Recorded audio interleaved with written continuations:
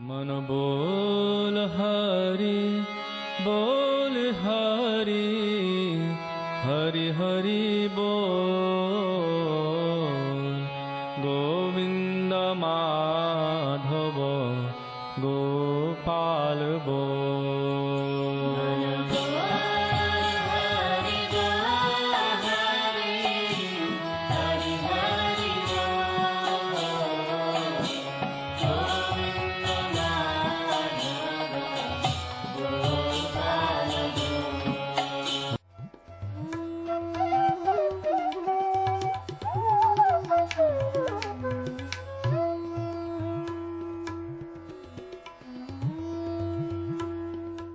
ओम विष्णुपाद अष्टोत्तर शत श्री श्रीमद् भक्ति वेदांत नारायण गोस्वामी महाराज जी का शुभ आविर्भाव सन 1921 में बिहार के बक्सर जिले में मौनी अमावस्या के दिन अर्धरात्रि में हुआ था।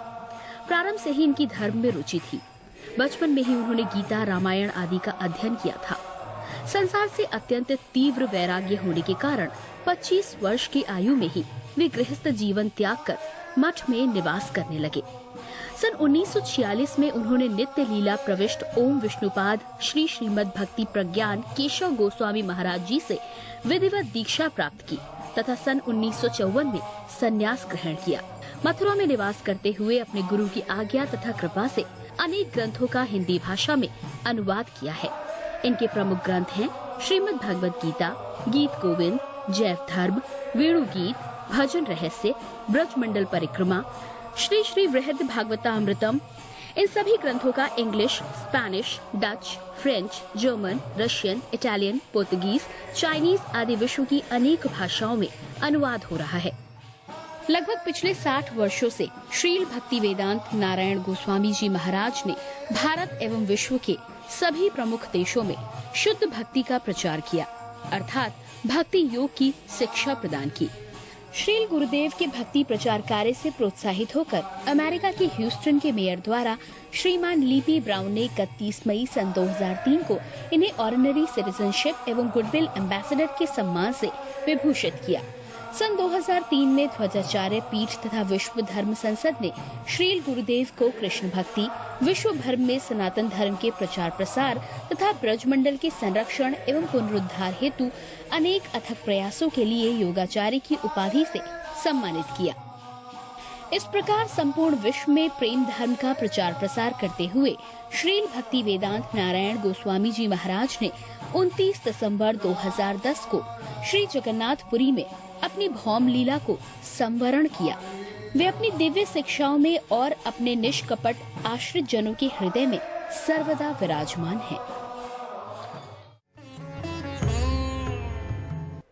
सबसे पहले मैं अपने गुरुदेव नित्य लीला प्रविष्ट ओम विष्णुपाद अष्टोत्तर शत परिवर्जकाचार्य श्री श्रीमद् भक्ति वेदांत नारायण गोस्वामी महाराज जी के चरणों में प्रणाम करता हूँ।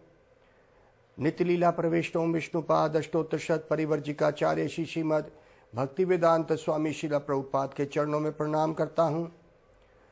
नित्य अपने परम गुरुदेव नित्य लीला प्रविष्ट ओम विष्णुपाद अष्टोत्तर शत परिवर्जिकाचार्य श्री श्रीमद् भक्ति प्रज्ञान केशव गोस्वामी महाराज जी के चरणों में प्रणाम करता हूँ।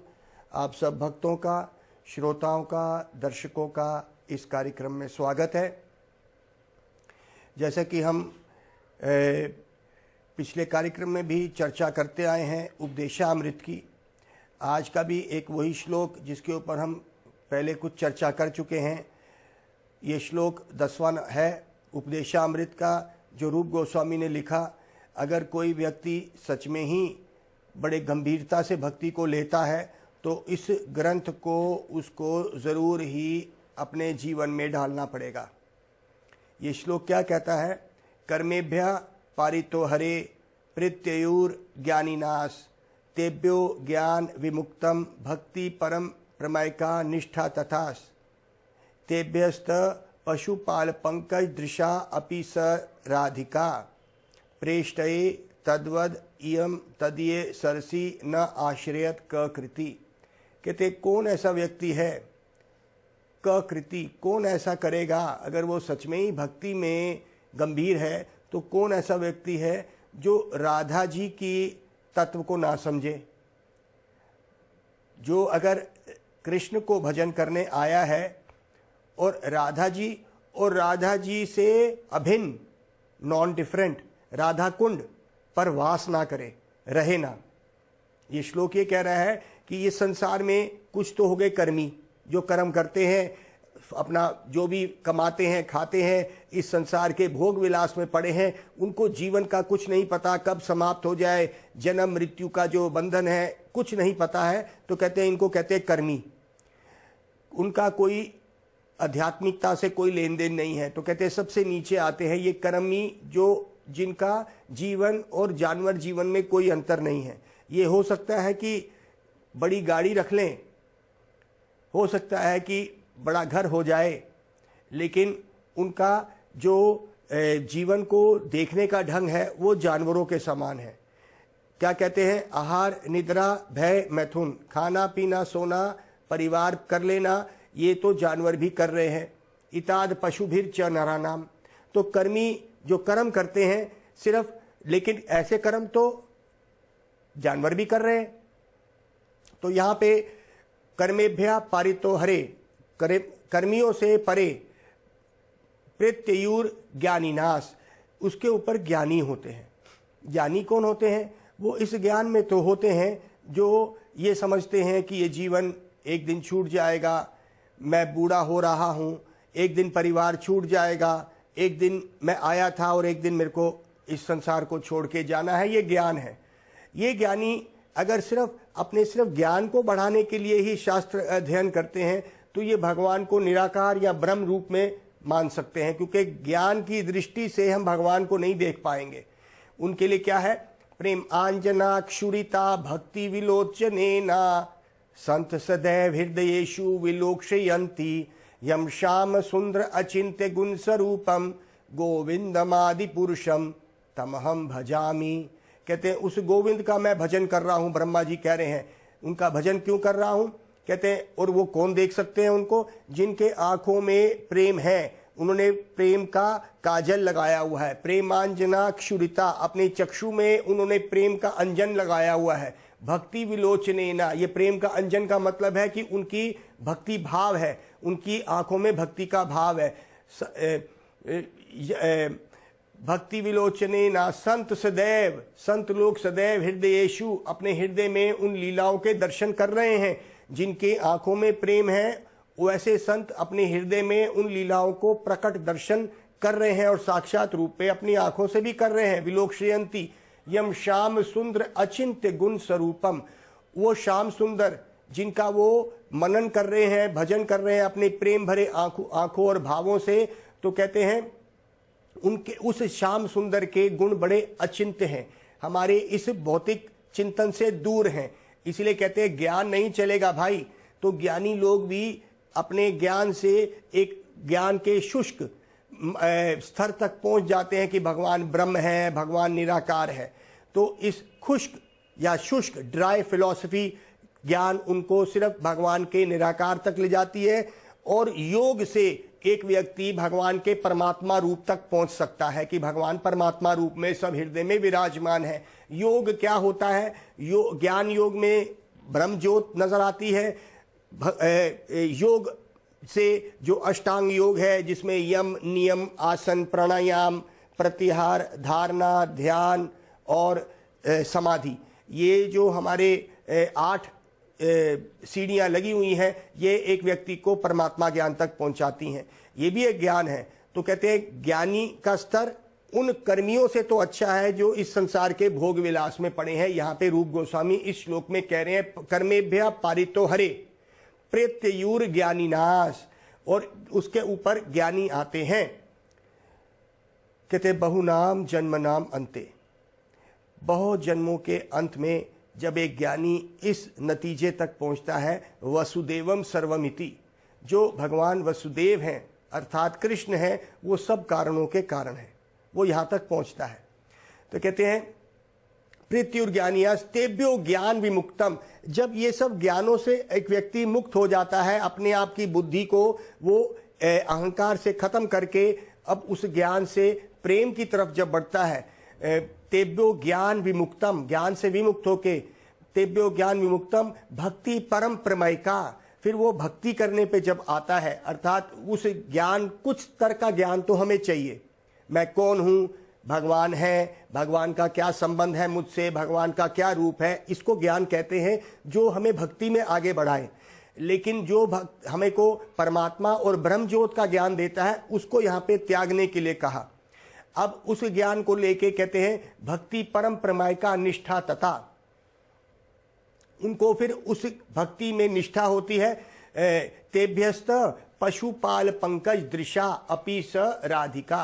कहते हैं फिर वो इतने ऊंचे ज्ञान को प्राप्त करने की जब सीढ़ी चढ़ने शुरू करता है तो कहता है ये श्लोक कह रहा है कि सबसे ऊंचा प्रेम उन गोपियों ने पशुपाल पंकज दृशा, जिनकी पशुपालन करने वाली और जिनकी दृष्टि भगवान की, इनके ऊपर गोपियों की दृष्टि भगवान पे, पशुपाल पंकज दृशा, जो गोपियां हैं उनका जो प्रेम है, अपि स राधिका, और उन सब से भी जो राधा जी हैं।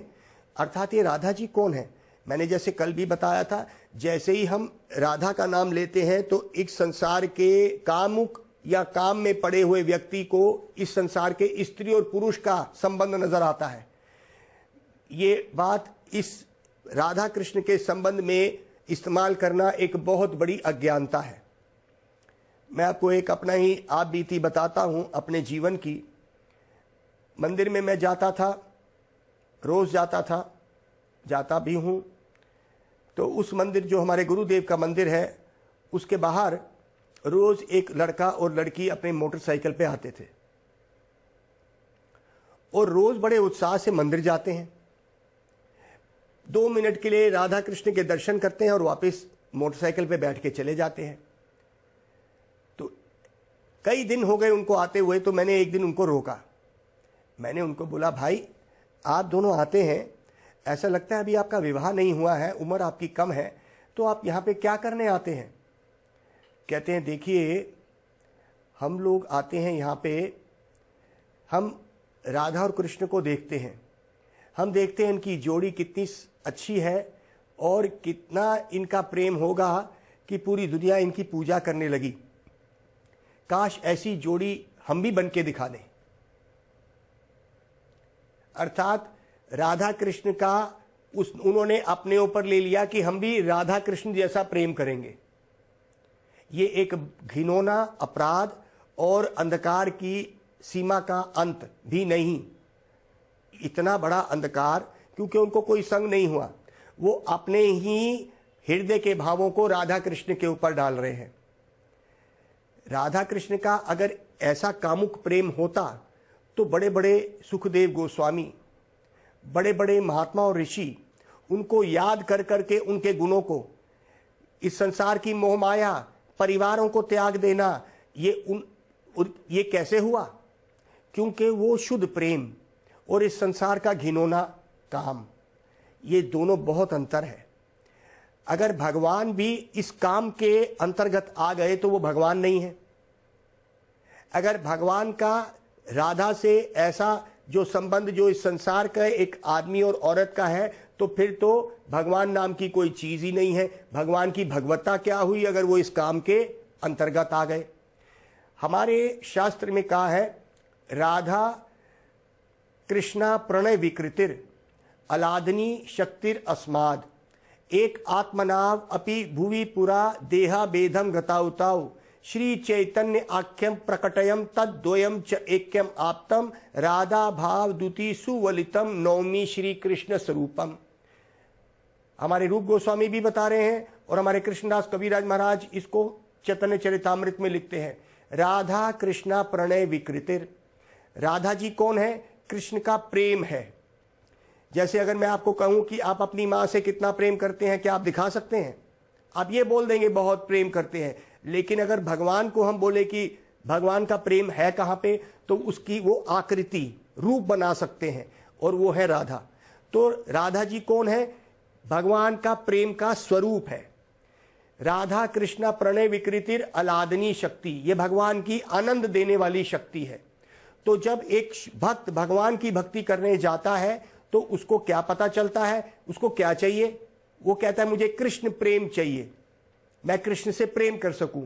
तो कृष्ण प्रेम का नाम क्या है? उसका नाम है राधा।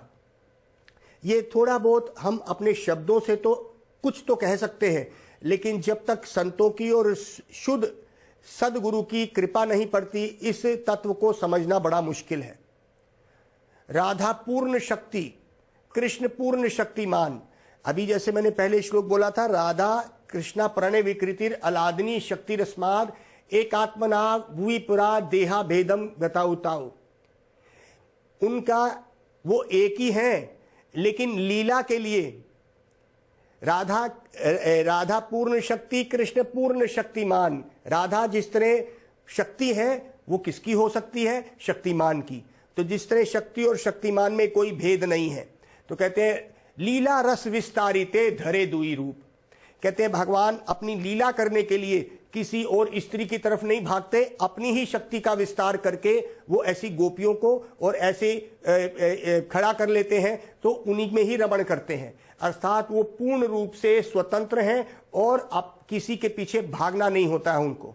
तो ये कहते हैं, हमारे गुरुदेव इस बात को समझाते हुए कहते हैं, आनंद चिन्मय रस प्रतिभाविताबिस तबिर यो इवा निज रूपा तया कलाभि गोलोके व निवासितो निखिलात्म भूतो गोविंदमादि पुरुषम तमहम भजामि। ब्रह्म संहिता का श्लोक है। कहते हैं कि जब कृष्ण को आनंद लेने की इच्छा होती है तो वो स्वयं ही अपना ही विस्तार करके उस आनंद सागर में डूब जाते हैं, और उस आनंद सागर में ऐसी हजारों करोड़ों गोपियों का वो प्रकट कर लेते हैं, जिनके साथ वो रमण करते हैं। उनको कहीं भी किसी तरह प्रकार की भी असंतुष्टि नहीं होती और पूर्ण रूप से वो अपने ऊपर ही आधारित रहते हैं। आनंद चिन्मय रस, वो ऐसे चिन्मय रस में डूब जाते हैं। ये उनकी अपनी शक्तियां हैं। चिन्मय रस प्रतिभाविताबिस, अपनी ही प्रतिलिपियों को देख के वो सामने खड़ा कर देते हैं। तबिर यो युवा निज रूपातया, अपने निज रूप से वो प्रकट करते हैं इनको। निज रूपातया कलाबी गोलोके व निवासितो, वो गोलोक में रहते हैं और अपनी शक्तियों से अपनी लीला का विस्तार करते हैं। तो भगवान का और एक इस संसार के एक आम जीव में ये अंतर है। इस संसार का जीव अपूर्ण है, कामुक है, और उसको अपना तक नहीं पता कि मैं ये शरीर नहीं आत्मा हूं, एक दिन मुझे चले जाना है। वो अपना ही बीमारी को भगवान के ऊपर आरोपित करता है, मतलब उनके ऊपर डाल देता है। वो सोचता है भगवान मेरे जैसा ही है। उनकी आंख भी है, मेरी भी आंख है। उनका नाक है तो मेरा भी नाक है। उनके हाथ है तो मेरे भी हाथ है। अरे भाई, आपको पता है कृष्ण ने अपने बाईं हाथ से, बाईं उंगली से, सबसे छोटी उंगली से गोवर्धन उठाया था, जो 21 मील लंबा है। बताओ, आप उठा सकते हैं? तो भगवान की ऐसी अनंत लीलाएं हैं। तो अगर करना है तो पूरी लीलाओं करके दिखाओ। भगवान ने रास की थी, 360 करोड़ गोपियों के साथ रास की थी। उन्होंने अपने आप को 360 करोड़ रूपों में विस्तार किया था। अपने ही दृष्टि से अगर हम देखेंगे, क्योंकि हमारी दृष्टि में काम है, हमारी दृष्टि का एक चश्मा लगा हुआ है। जैसे मैं एक चश्मा डाला है, इसमें रंग नहीं है, मान लीजिए इसमें पीला रंग है, ये चश्मे का जो है ये पीला रंग है मान लीजिए, तो मुझे क्या दिखेगा? सब कुछ पीला पीला नजर आएगा। उसी तरह से इस वक्त हमने एक चश्मा डाला है, माया का, काम का चश्मा डाला है। हम जैसे ही किसी स्त्री पुरुष को देखते हैं तो हमारे अंदर वो काम की भावना जाग जाती है। स्त्री को देख के पुरुष को, और पुरुष को स्त्री को देख के, तो ये काम की भावना हमें इस शरीर में बंद करती है। ये काम इस शरीर का एक वस्तु है, इसका आत्मा से कुछ लेना देना नहीं है। आत्मा का स्तर और शरीर में बहुत अंतर है। आत्मा भगवान का अंश है। हम इस वक्त भगवान की माया से इस डूब के अपने आप को शरीर समझते हैं। पहली बात तो हमें क्या करना है? अगर इन लीलाओं में समझना है, अगर राधा कृष्ण को का तत्व समझना है, तो समझिए भक्ति विनोद ठाकुर क्या कहते हैं। अभिमानम परित्याज्यत प्राकृत वपुदेशु श्री कृष्ण कृपया गोपी देहे ब्रजे वसाम्य हम राधा अनुचरिं भूत्वा पराकिये रसे सदा राधा कृष्ण विलासेशु परचार्यम करोमि हम। क्या कहते हैं? अभिमानम परित्याज्यत, पहले इस अहंकार को छोड़ कि तू ये शरीर है, तू शरीर नहीं आत्मा है। इसको समझ। अभिमानम परित्याज्यत प्राकृत वपु, प्राकृत मतलब ये शरीर तू नहीं है। आत्मा के स्तर पे इस बात को समझेंगे, वरना प्रवेश नहीं है। मान लीजिए मैं आपको पूछता हूं, क्या आप अभी अमेरिका जा सकते हैं? अभी आपका पासपोर्ट नहीं बना, वीजा नहीं बना और ना आपके पास पैसे हैं, जा सकते हैं? नहीं। क्यों? क्योंकि आपके पास गुण नहीं है उसमें अंदर जाने के लिए, प्लेन के अंदर जाने के लिए आपके पास ना पैसा है, ना पासपोर्ट है, ना वीजा है। लेकिन कोई एयरलाइन पे, एयरपोर्ट पे काम कर रहा है, वो हमारा दोस्त है, हमें बताता है देखो हवाई जहाज ऐसे चलता है, उसके अंदर लोग बैठ जाते हैं और फिर बड़ी ऊपर उड़ान भरता है, और तुमने जो ऊपर हवाई जहाज देखा था बड़ी तेज चलता है। ये सुन तो सकते हैं, लेकिन हमारे पास अभी गुण नहीं है हम उसमें जा सकें। क्या पासपोर्ट, वीजा? पासपोर्ट के लिए क्या चाहिए? आपको पहले पुलिस क्लियरेंस चाहिए। वीजा के लिए क्या चाहिए? जब तक हम अमेरिका एम्बेसी में ना जाके उन लोगों से साइन कराएंगे वीजा के ऊपर, हम नहीं चढ़ सकते। मान लीजिए हमारे पास पैसे नहीं है तो हम टिकट भी नहीं ले सकते। फिर उसी तरह से ना हमारे पास अच्छी टिकट है, ना हमारे पास गुण है, ना पासपोर्ट है, ना वीजा है, हम प्लेन की उड़ान नहीं भर सकते। ये जो राधा कृष्ण का तत्व है, जो रूप गोस्वामी हमें अब उपदेशामृत के कुछ एक आखिरी श्लोकों में वहां तक ले गए, उन्हीं के चरणों को प्रणाम करते हुए मैंने इस तत्व को छेड़ा है। अभी तो हम इस भौतिक भोग वासना में हैं। हम अपने आप को एक काम का पुर्जा समझें।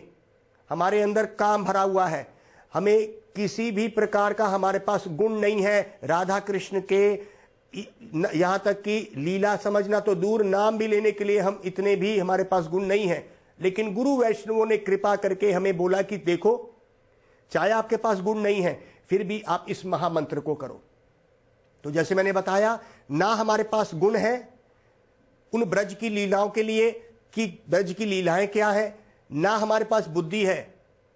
और सच में ही अगर ये सदगुरु की कृपा ना होती तो हम आपके सामने इतना बोल भी ना पाते। हम गुरुदेव के चरणों में प्रणाम करते हैं, हम रूप गोस्वामी के चरणों में प्रणाम करते, जिन्होंने इस श्लोक की अवतारणा करी जिससे कि हम समझ सकें। देखिए, कर्मी लोग होते हैं, उससे ऊपर ज्ञानी होते हैं।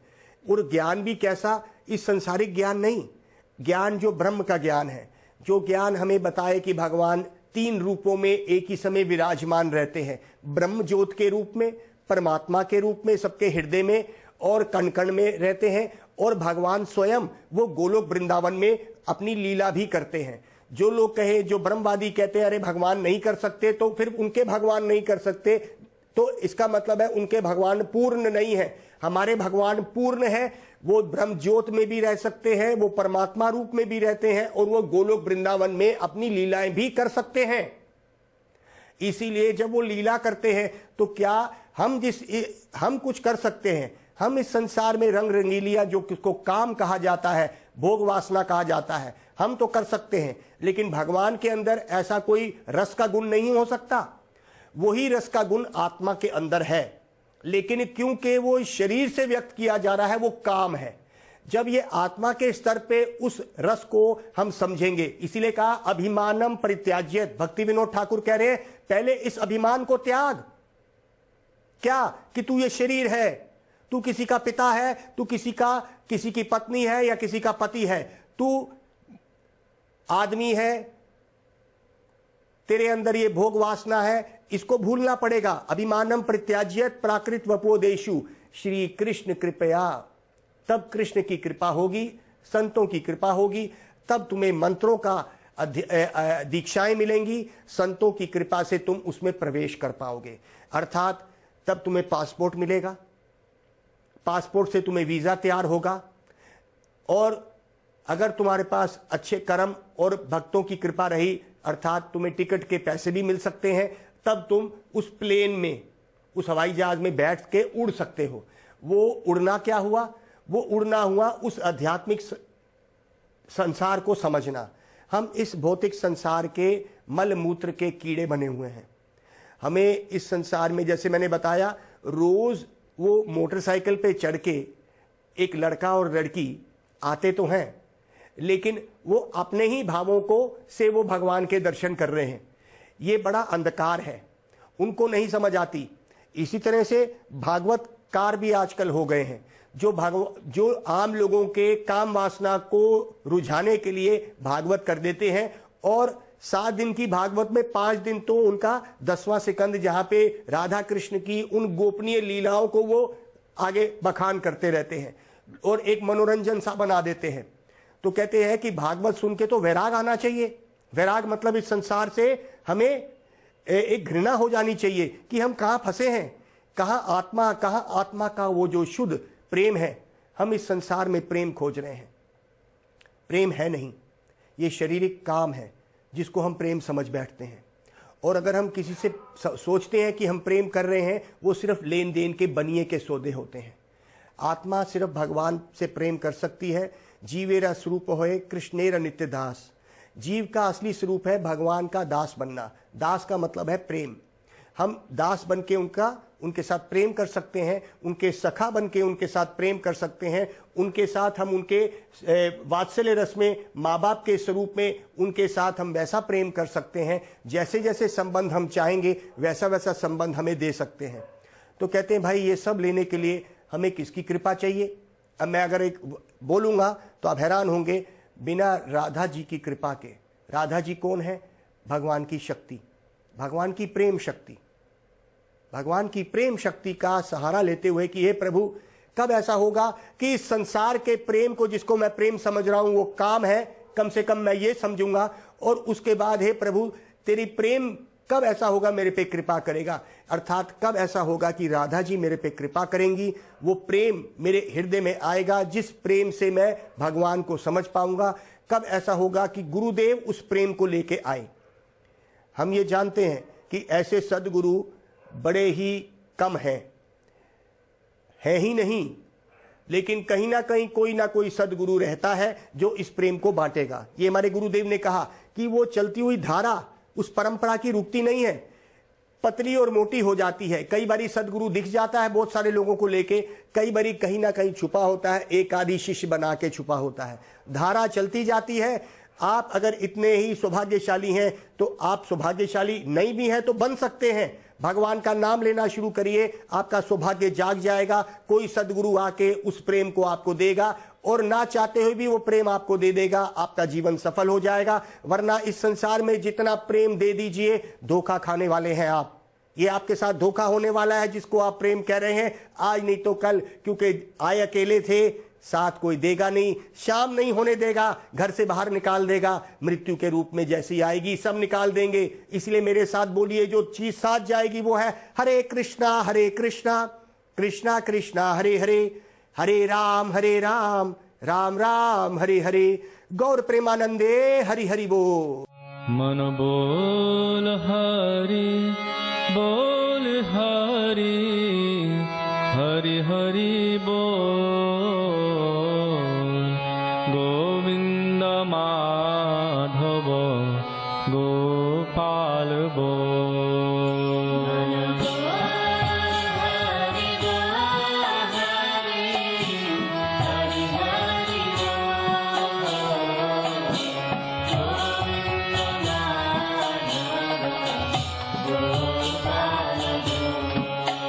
मन बोल हरि हरि हरि बोल। गोविंद माधव गोपाल बोल। मनेर आनंदे ओ भाई बोलो हरि बोल।